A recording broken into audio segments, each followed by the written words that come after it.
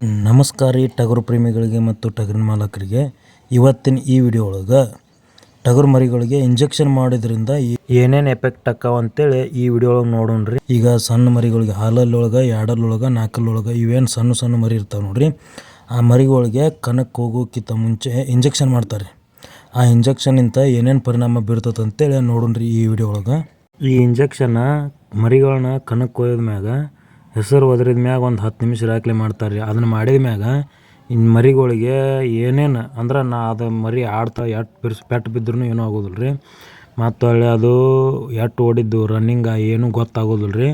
ಆಡಿ ಬಂದ ಮ್ಯಾಗ ಅದು ತೂಕಡಿಸ್ತೈತೆ ರೀ, ಮರಿ ತೂಕಡಿಸ್ತೈತೆ. ಒಳ್ಳೆ ಮರಿ ಒಂದು 4-5 ಕಣಕ್ಕೆ ಹಾಕಿ ಸೂಜಿ ಮಾಡಿದ್ರೆ ಮರಿಗೆ ಡೈರೆಕ್ಟ್ ಹಾರ್ಟಿಗೆ ಎಫೆಕ್ಟ್ ಆಕತ್ತೆ ರೀ. ಹಾರ್ಟ್ ಅಂದ್ರೆ ಎಲ್ಲ ಮರಿ ಈಗ ಹೆಂಗೆ ಸಾಯಕತ್ತಾವಂದ್ರೆ ಹಾರ್ಟಾಗೆ ಸಾಯಕತ್ತಾವ ರೀ ಕಣದಾಗ. ಯಾಕಂದ್ರೆ ಅದು ಸೂಜಿ ಎಫೆಕ್ಟ್ ಇಂದ ಭಾಳ ಸಾಯಕತ್ತಾವ ರೀ. ಹೊಳ್ಳೆ ಮೂತ್ರ ನಿಂದಿರ್ತಾವೆ ರೀ. ಅಂದರೆ ಟಗರು ಮರಿ ಒಂದು 2-3 ಕಣಕ್ಕೆ ಹಾಕಿ ಬಂದ್ಮ್ಯಾಗ ಅಂದ್ರೆ ಸೂಜಿ ಮಾಡಿರ್ತಾರಲ್ಲ ರೀ, ಅದು ಮೂತ್ರಪಿಂಡಕ್ಕೆ ಎಫೆಕ್ಟ್ ಆಗಿ ಅದು ಮರಿ ನಿಂತಲ್ಲೇ ಹೊಳ್ಳೆ ಬಿದ್ದು ಬಿಡ್ತೈತೆ ರೀ. ಮೂರ್ಛೆಯಾಗಿ ಬಿದ್ದು ಸಾಯ್ತಾವೆ ರೀ ಮರಿ.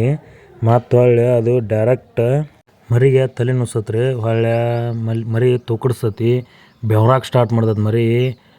ಮತ್ತು ಹೊಳ್ಳೆ ಮರಿಗೆ ಆಯಾಸ ಆಕತಿ, ವಾಂತಿ ಮಾಡ್ಕೊತತಿ. ಹೊಳ್ಳೆ ಮಲಬದ್ಧತೆ ಅಂದ್ರೆ ಹಿಕ್ಕಿ ಹಾಕೊಂಬಂದ್ರಿ ಅದು ಮುಖವನ್ನು ಬಿಗಿ ಹಿಡೋದು ಹಾಕ್ತತೆ ರೀ.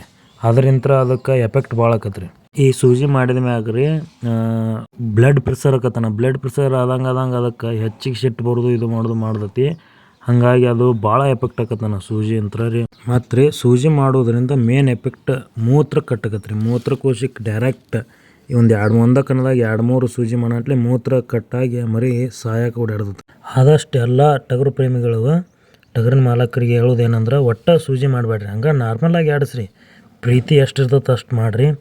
ಈ ಇನ್ಫಾರ್ಮೇಷನ್ ನಿಮಗೆ ಚಲೋ ಅನ್ನಿಸ್ತೆ ಅಂದ್ರೆ ನಮ್ಮ ಯೂಟ್ಯೂಬ್ ಚಾನಲ್ ಸಬ್ಸ್ಕ್ರೈಬ್ ಆಗಿರಿ, ಕಮೆಂಟ್ ಮಾಡಿರಿ. ಮತ್ತು ಅಲ್ಲಿ ಮುಂದಿನ ವಿಡಿಯೋ ಏನೇನು ಮಾಡ್ಬೇಕಂತೇಳಿ ಕಮೆಂಟ್ ಮಾಡಿರಿ, ಶೇರ್ ಮಾಡಿರಿ, ಲೈಕ್ ಮಾಡಿರಿ, ಕಮೆಂಟ್ ಮಾಡಿರಿ. ಮತ್ತು ಸಬ್ಸ್ಕ್ರೈಬು ಆಗ್ರಿ.